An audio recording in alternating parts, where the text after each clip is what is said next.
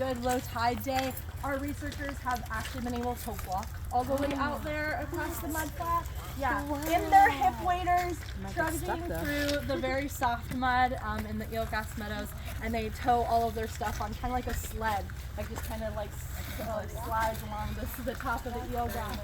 Yeah, but they have a boat ride back, so I would not recommend trying to yourself anytime.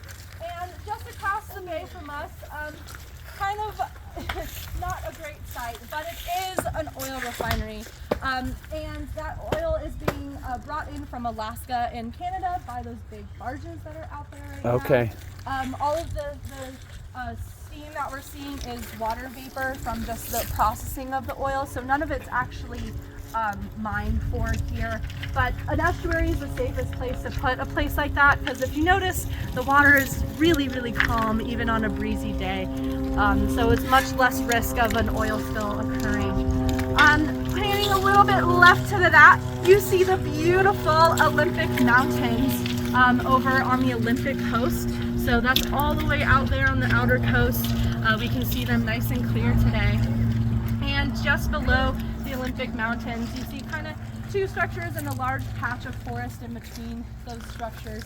That's going to be where the largest heronry in Washington State is.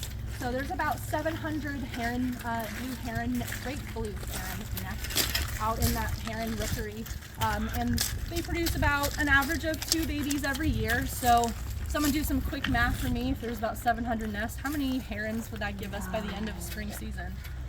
Wow. 1,400. 2,800. Yeah, even more. So when the tide is out, we like to say the table is set.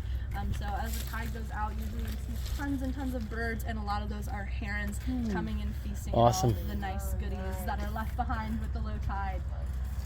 And just to the left of that is going to be the Swinomish Channel going under the bridge over there. That bridge takes you over to Fidalgo Island in Anacortes, so you'll go over that bridge when you're going to Deception Pass tomorrow.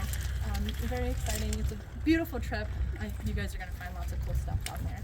So that kind of orients you of where we are. Again, now you feel free to explore, turn over rocks.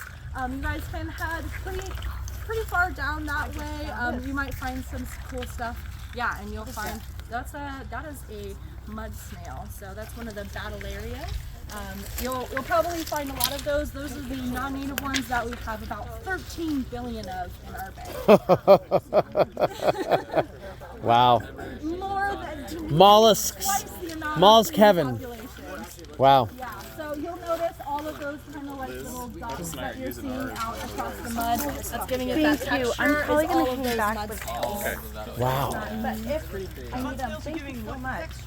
The mud, you can see all of like the shells. That's all snails? That's all snails. Awesome. Yeah. So feel free to go explore, look for some mud spaghetti, and holler if you're finding